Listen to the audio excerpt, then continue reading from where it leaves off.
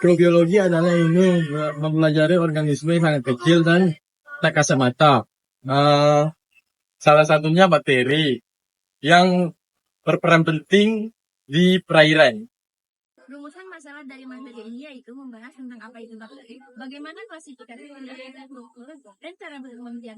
Selain itu, materi ini juga membahas tentang peran bakteri dalam kehidupan manusia, serta bagaimana mengendalikan dampak negatifnya dalam bidang kesehatan maupun bidang perikanan. Bakteri adalah mikroorganisme bersel-tunggal yang termasuk ke dalam kelompok prokaryotik, yaitu organisme yang tidak memiliki membran inti sel. Bakteri ini dapat hidup bebas sebagai parasit, saprofit, atau patogen bagi manusia, hewan, dan tumbuhan. Bakteri ini tersebar luas di alam semesta, seperti di dalam tanah, di atmosfer, di dalam lumpur. Bahkan ternyata bakteri ini di dalam laut juga ada loh teman-teman. Lalu bentuk dasar dari bakteri ini ada yang berbentuk bulat, batang, dan lengkung. Perkembangbiakannya secara aseksual melalui pembelahan gender. Dan keanekaragaman bakteri sangat tinggi, sehingga ada beberapa spesies yang mampu bertahan hidup di lingkungan yang ekstrim, seperti suhu yang tinggi, salinitas yang tinggi, dan keasaman yang tinggi. Secara perkembangan bakteri, bakteri pertama kali ditemukan pada tahun 1676 ketika Anthony van Leeuwenhoek menggunakan mikroskop buatannya mengamati mikroorganisme yang ia sebut Animagus. Penemuan ini merupakan tonggak awal mikrobiologi. Nah, selanjutnya ada klasifikasi bakteri. Klasifikasi bakteri dilakukan menggunakan analisis genom. Bukan hanya ciri fisik, tetapi juga menghasilkan taksonomi yang lebih akurat dan mempercepat penemuan spesies baru yang bermanfaat di berbagai bidang. Klasifikasi bakteri secara umum terdiri dari 6. Yang pertama ada Proteobacteria, yang kedua ada Firmicutes, yang ketiga ada Cyanobacteria, yang keempat ada Bacteriota, yang kelima ada Actinobacteriota, dan yang keenam ada Spirichaiota. Struktur dan morfologi bakteri. Bakteri memiliki struktur yang lebih sederhana yang meliputi dari dinding sel, ribosom, dan endoplasma.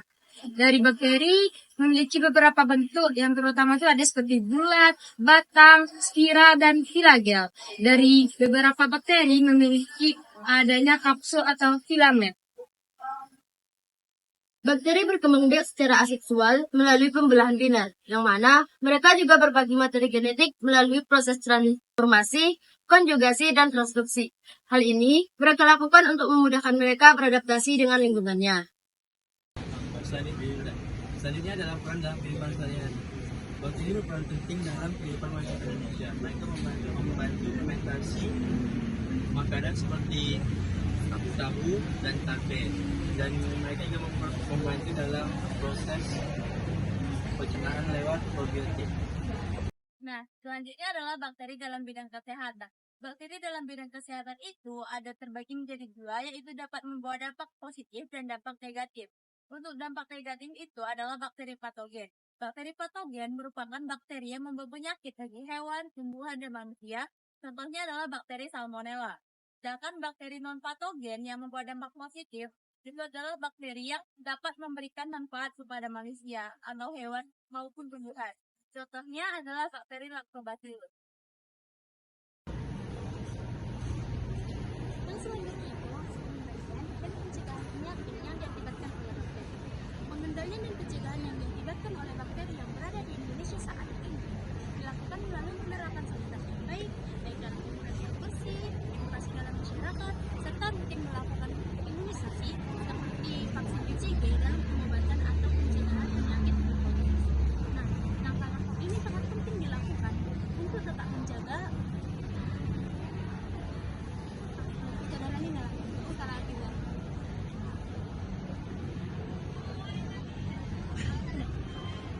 Nah, kesadaran dan penerapan langkah-langkah ini sangat penting dilakukan untuk menjaga kestabilan seperti dalam kestabilan pangan dan penyakit yang ada di Indonesia.